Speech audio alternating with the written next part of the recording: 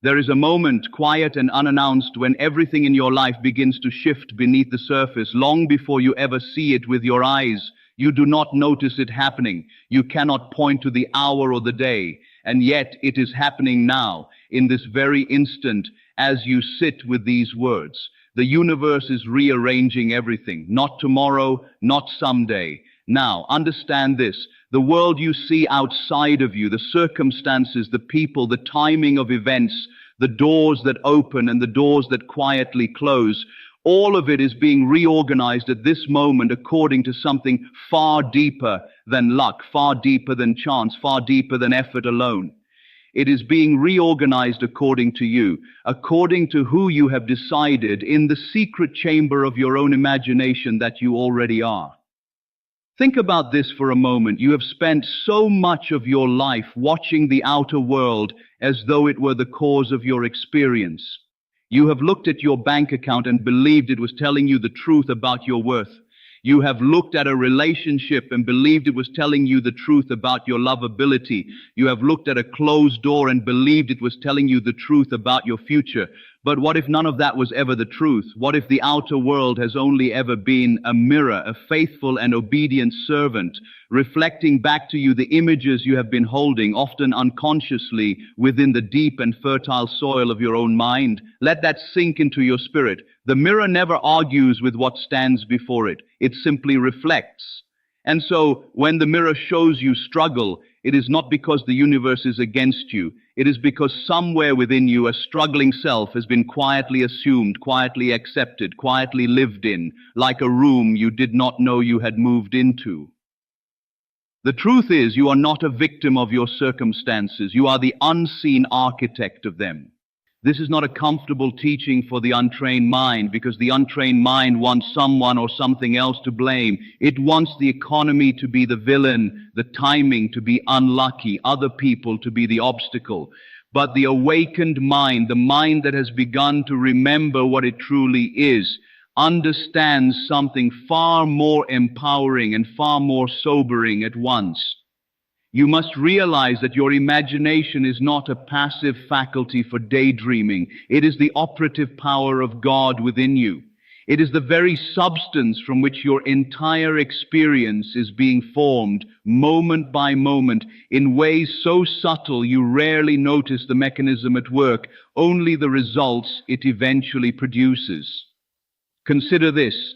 Before anything appears in the visible world, it must first exist as an assumption in the invisible world of your inner conversations, your inner images, your inner sense of who you are and what is or is not possible for you. Nothing skips this step. Nothing arrives in your outer experience without first passing through the workshop of your assumption.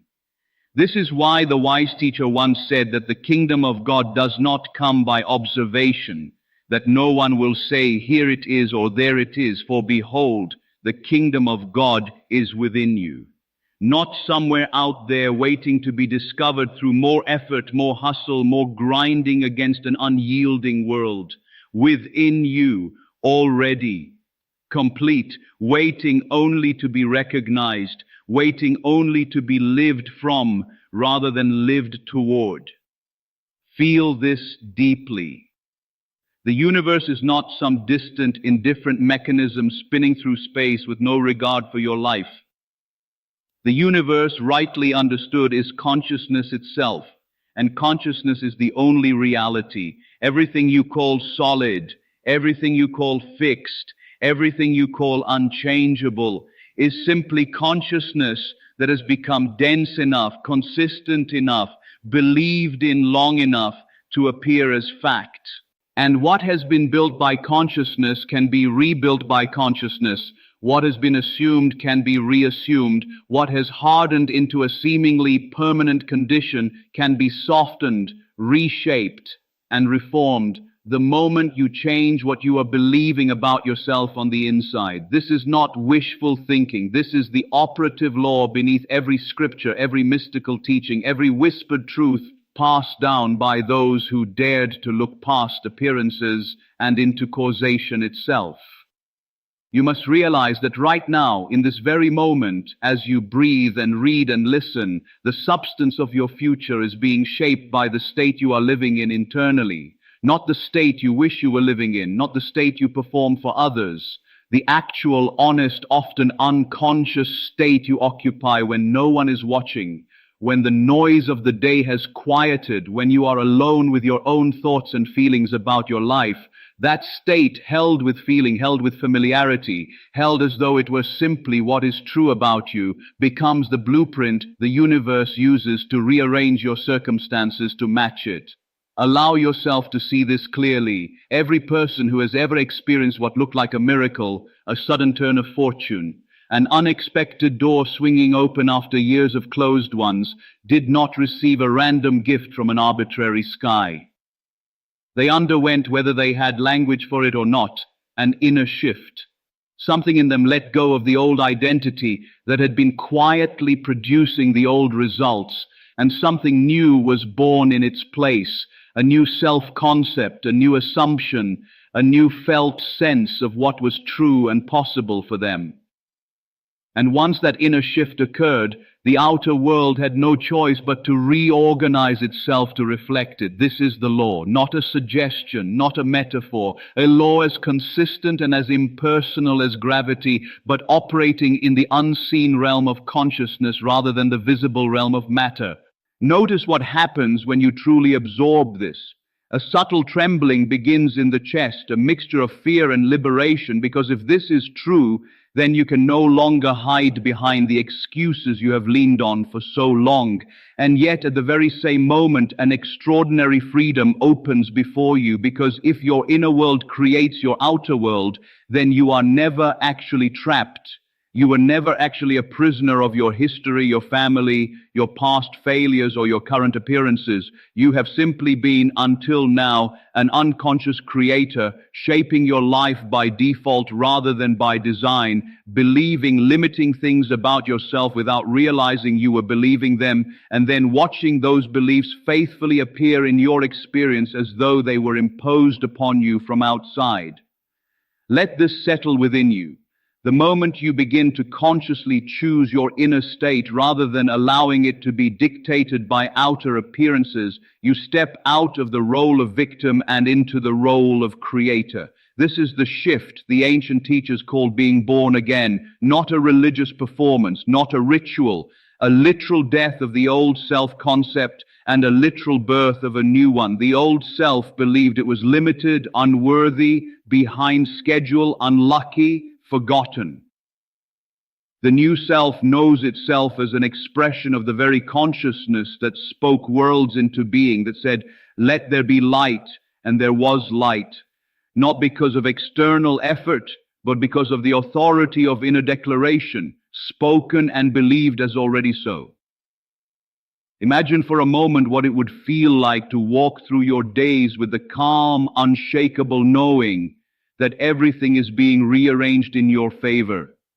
Not because you are forcing it, not because you are gripping it with anxious hands, but because you have quietly and deeply assumed the feeling of the wish fulfilled, and you are simply allowing the outer world the time it needs to rearrange itself around that assumption. This is not passive laziness. This is the highest form of spiritual activity, because it requires you to master your attention, master your imagination, and master your emotional responses to a world that has not yet caught up to your new inner state. It requires more discipline than striving does, because striving is often just anxiety wearing the costume of productivity, while true creation from the inner state requires patience, faith, and unwavering identification with the unseen reality you have chosen to live from. You are not your circumstances. You are not your job title, your relationship status, your bank balance, your age, your past mistakes, or the opinions others have formed about you. These are simply the current outer expressions of a state you have been living in, and states can change. You are not fixed. You are not finished. You are not a static thing to be measured and labeled. You are a living consciousness, infinitely creative, infinitely capable of assuming a new state and living so faithfully from within it that the outer world has no choice but to rearrange itself to agree with you. This is why the scriptures speak of moving mountains, not through brute physical force, but through faith, the size of a mustard seed. Faith understood correctly as an inner conviction so complete, so undivided, that it does not need external proof to remain steady. Think about this for a moment. How much of your life have you spent waiting for evidence before you allowed yourself to feel good? Waiting for the raise before feeling abundant, waiting for the relationship before feeling loved, waiting for the diagnosis to clear before feeling whole, waiting for the apology before feeling at peace. This is living backward. This is asking the shadow to move before you move the object that casts it. The correct order, the order taught by every genuine mystic who ever understood the mechanics of consciousness, is to first become in feeling what you desire to become in fact, and then to let the outer world catch up, as it always must, because the outer world has never once been the cause of anything. It has only ever been the effect. The truth is, you have creative power flowing through you in every single moment, whether you are using it consciously or not. Your imagination never stops working. Even now, even as you rest, even as you sleep, the deeper layers of your mind are still assuming, still believing, still producing the seeds that will become tomorrow's harvest. This is why it is so essential to guard what you allow yourself to habitually imagine and habitually feel. Not because thoughts are magic in some superficial sense, but because feeling is the language of the subconscious. And whatever feeling you repeat most consistently is registering as your identity. And identity, more than any single wish or desire, is what the universe organizes itself around. Let that sink into your spirit. It is not enough to wish for something once and then return to your old feeling of lack. A single wish, unsustained by a shift in identity, is like planting a seed and then digging it up every day to check if it has grown. The soil never gets the chance to do its quiet, invisible work. This is why so many people affirm prosperity while secretly feeling poor, affirm love while secretly feeling unworthy, affirm health while secretly feeling afraid. The words spoken aloud mean very little compared to the state lived in privately. The universe does not respond to your vocabulary. It responds to your vibration, your feeling, your assumed identity. Whether that assumption is spoken or silent, whether it is dressed in positive language or simply lived as a quiet background hum of belief about who you are. Understand this. To truly change your life, you do not need more information. You do not need another strategy, another system, another 5-step plan borrowed from someone else's journey. What you need is a new self-concept, held with such calm certainty that it no longer feels like hope and no longer feels like pretending, but simply feels like truth. This is the transition every soul must eventually make, the transition from hoping something will happen to knowing that it already has, on the level of causation, and is now simply making its way through the corridors of time into visible form. Consider this. Time itself is not the enemy you have been taught to believe it is. Time is simply the medium through which the invisible becomes visible. It is not a barrier to your desires. It is the space in which your desires are given room to unfold into physical expression. When you fully assume the state of your wish fulfilled, you are in that very instant complete.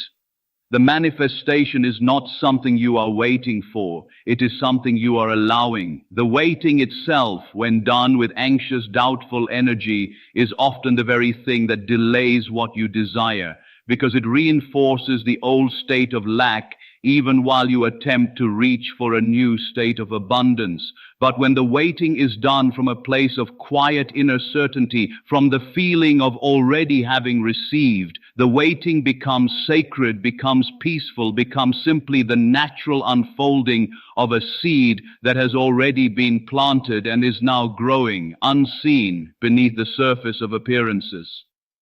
You must realize that appearances are the last thing to change, not the first. This is one of the most important truths a person can ever learn, because so many people give up right before the breakthrough, precisely because the outer world has not yet caught up to the inner shift they have made. They plant the seed, they water it faithfully for a few days, and then seeing no visible sprout, they conclude that nothing is happening, and they dig the seed back up in frustration, only to plant a new seed of doubt in its place. But underground in the dark, unseen soil, the seed was already germinating. It simply had not yet broken through to the surface where the eyes could witness it. This is why persistence in your assumed state matters so much. Not persistence in anxious effort, but persistence in calm, faithful, feeling-based conviction that what you have assumed is already true, regardless of what the eyes currently report. Feel this deeply. The eyes were never meant to be your final authority. The eyes only report the past. They only show you what has already been created by a previous state of consciousness, whether yours or someone else's. When you make decisions based solely on what your eyes report, you are simply perpetuating the past into the future, recreating yesterday's beliefs as tomorrow's circumstances.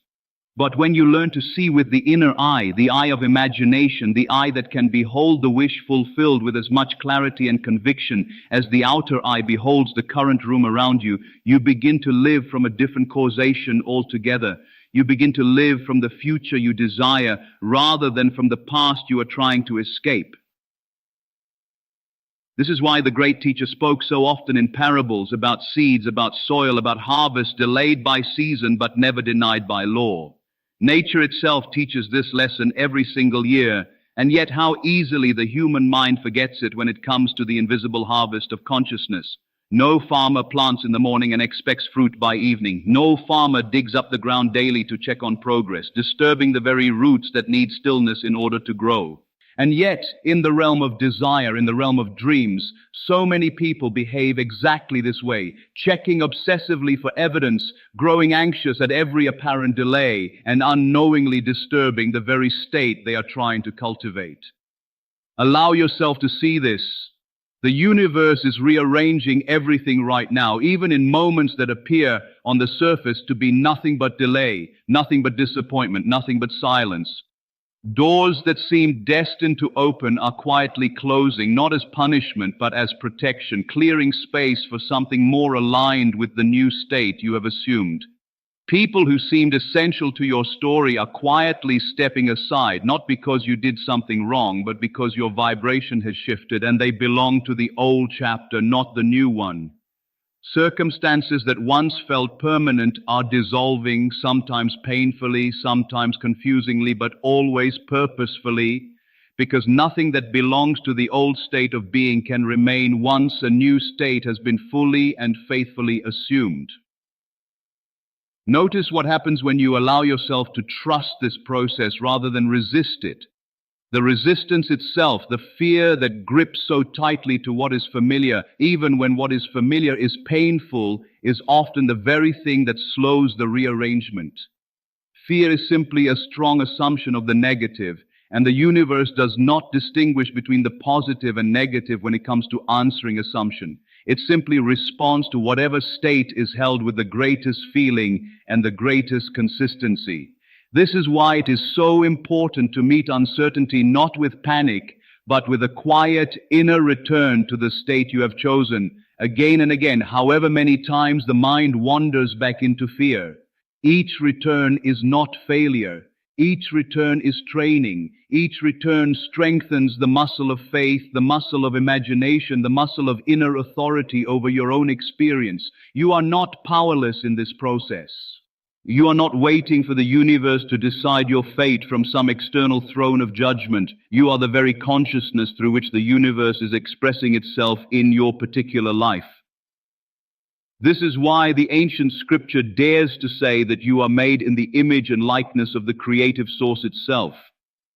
Not physically, not literally in the way religion has often reduced it to, but functionally, creatively. You carry within you the same creative faculty, the same imagination, the same power to assume a state and watch it become substance that the source of all things used to bring forth every world that has ever existed. This is an enormous truth, and it is also a humbling one, because it means you can no longer blame the outer world for what has only ever originated within. The truth is, once you truly understand this, you begin to see your entire life differently. The people who have hurt you were not random accidents of an uncaring universe, but reflections of beliefs you were carrying often since childhood about your own worth, your own safety, your own belonging. The delays you have experienced were not punishments, but invitations to deepen your faith, to refine your assumption, to release doubt and step more fully into unwavering trust.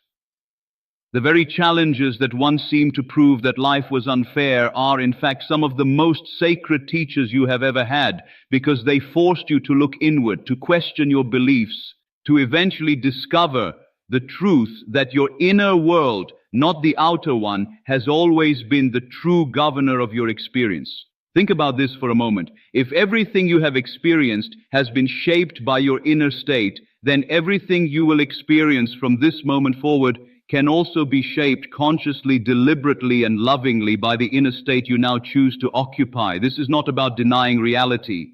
This is not about pretending the bills do not exist, or that the diagnosis has not been given, or that the relationship has not ended. It is about refusing to let those current facts dictate your future assumption. Facts are the effects of past causes. They are not prophecies. They are not permanent. They are simply where things currently stand, based on a previous state of consciousness that is no longer who you have to be. You must realize that you have the right in this very moment to revise your entire relationship with your past, your present, and your future. This is one of the most liberating teachings ever given to humanity, and yet it is one of the most overlooked. Because the untrained mind clings to facts as though they were sacred, as though questioning them were somehow dishonest. But the truth is, facts are not the enemy of transformation. Facts are simply the current chapter, not the whole book. And you, as the author of your own consciousness, have the power to write the next chapter differently, not by lying to yourself about what currently is, but by refusing to let what currently is define what eventually will be. Consider this: every single night you fall asleep, and in that state between waking and dreaming, your imagination is at its most powerful, most receptive, most free from the interference of the rational, doubting mind. This is why so many spiritual traditions place such importance on the state just before sleep, the drowsy, relaxed, half-waking state in which the walls of disbelief grow thin, and the assumptions you hold have the clearest path into the deeper layers of your being. In this state, you have the opportunity every single night to quietly and deliberately assume the feeling of your wish fulfilled, to imagine a scene that implies your desire has already been realized, and to feel it as vividly and as naturally as you would feel any ordinary moment of your day. This is not fantasy. This is not escapism. This is sacred, deliberate creation, using the very faculty that the ancient teachers understood to be the operative power of God within man. Feel this deeply. You have been given, since before you can even remember, the same power that spoke light into darkness, the same power that turned water into wine at a wedding where circumstances seemed fixed and unchangeable, the same power that raised what seemed lifeless into new vitality.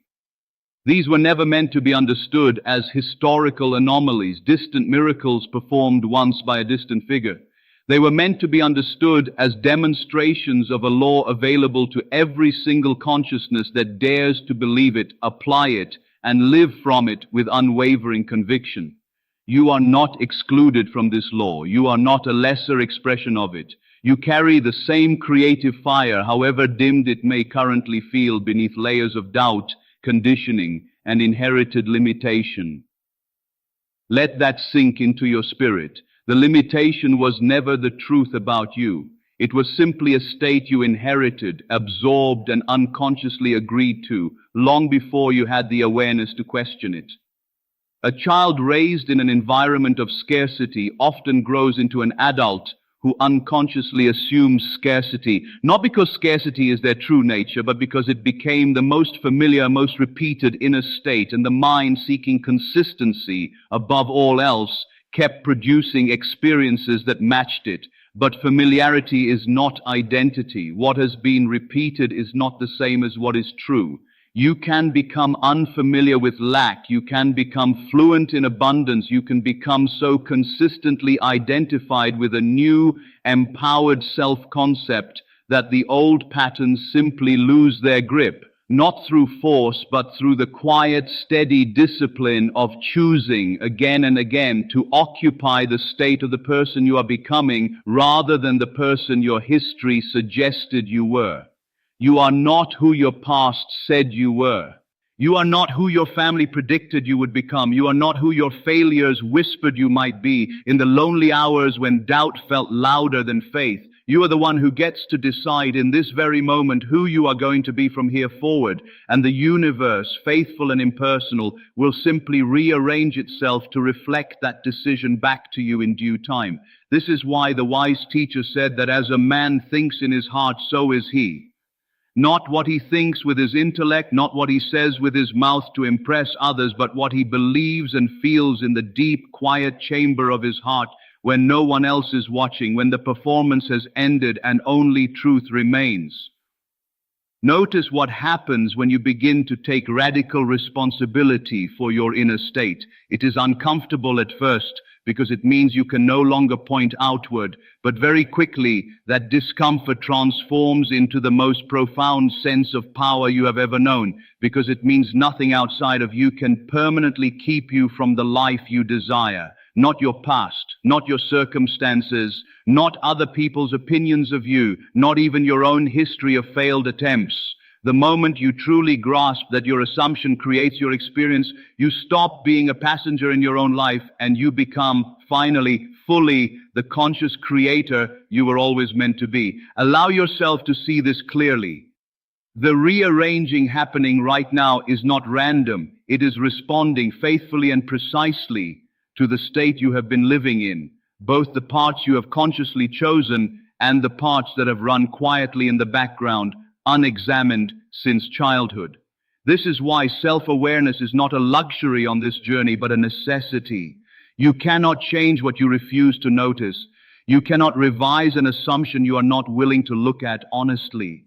This is the deeper spiritual work beneath all the technique, beneath all the visualization exercises, beneath all the affirmations. It is the willingness to sit quietly with yourself and ask without flinching, what am I actually believing about my life right now, beneath the words I say to sound positive. The truth is, this kind of honesty is where real transformation begins, not in pretending you already feel wonderful when you do not, but in acknowledging exactly where you are, and then from that honest place, choosing deliberately and repeatedly to imagine and feel your way into a new state. This is not about suppressing negative emotion. It is about not building a permanent home within it. Emotions are meant to move through you, not to become your address. When sadness arises, let it move. When fear arises, let it move. But do not mistake the passing weather of emotion for the fixed climate of your identity. You are the sky, vast and unchanging, and every emotion is simply a cloud passing through, temporary, no matter how large it appears in the moment. Imagine for a moment what your life would look like 6 months from now if you fully embodied this truth every single day. Not perfectly, because perfection is not required, but consistently, patiently, faithfully. Imagine waking each morning and before checking your phone, before letting the outer world dictate your inner state, you pause just for a few minutes to feel the reality of the life you are calling forth. Imagine going to sleep each night the same way, ending your day not in anxious replay of what went wrong, but in peaceful assumption of what is already becoming true beneath the surface, in the unseen workshop of your own consciousness. This simple, quiet practice, repeated with patience and without desperation, is enough to completely transform the trajectory of a life.